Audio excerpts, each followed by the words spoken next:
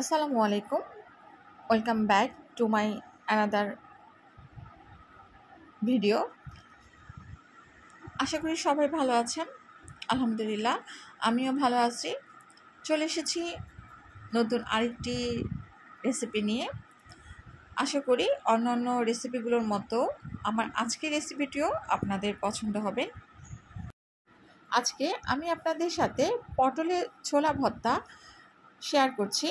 তাহলে আর কথা না বাড়িয়ে চলুন রেসিপিটি শুরু করি। শুরুতে একটি হাঁড়িতে আমি পটলের ছোলা সিদ্ধ করার জন্য নিয়েছি। এখানে 20টি পটলের ছোলা আমি নিয়েছি। আর এই পটলের দিয়ে আমি পটল ভাজা করেছিলাম, যার রেসিপিও কিন্তু আমি আমার চ্যানেলে শেয়ার করেছি।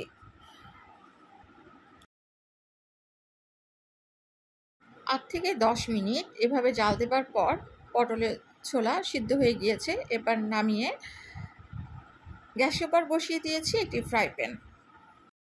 একই ফ্রাই প্যানে কিছুক্ষণ আগে আমি পটল ভাজা করেছিলাম, যার কিছুটা তেল এখনও কিন্তু ফ্রাই প্যানে আছে। যেহেতু ওই তেলে আমার হবে না, তাই আরও কিছুটা সয়াবিন তেল আমি দিয়ে নিলাম। তেল সামান্য গরম হলে তাতে দিলাম সিদ্ধ করে রাখা পটলের ছোলাগুলোকে।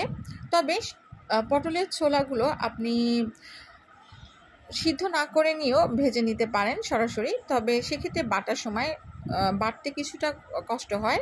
যদি এরকম সিদ্ধ করে নেন তাহলে বাটার সময় সুবিধা হয়। এবার দিয়ে দিলাম কিছুটা লবণ।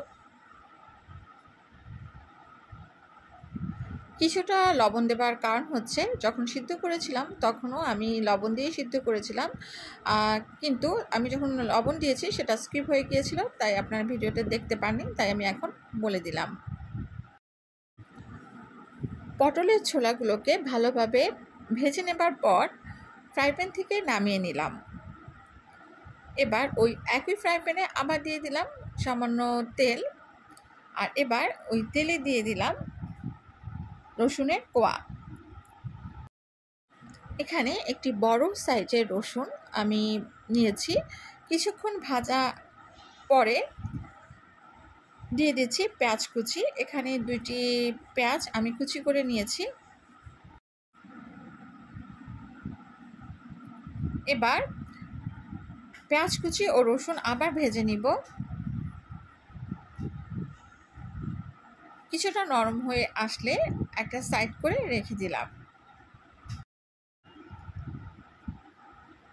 এবার ফ্রাই প্যানে আবারও কিছুটা তেল দিয়ে নিলাম।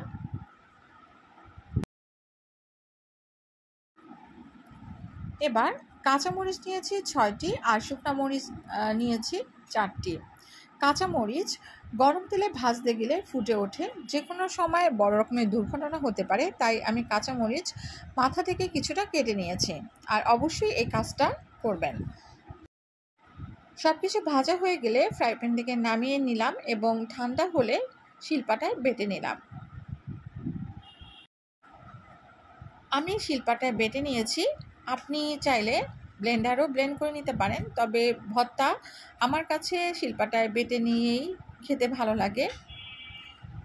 আর বাটার সময় আমি কিছুটা সরিষার তেল মিশিয়ে নিয়েছিলাম, তাতে করে ভর্তাটা খেতে আরও বেশি ভালো লাগে।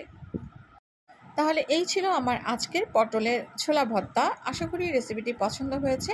আজকের মতো এখানেই বিদায় নিচ্ছি। আল্লাহ হাফেজ।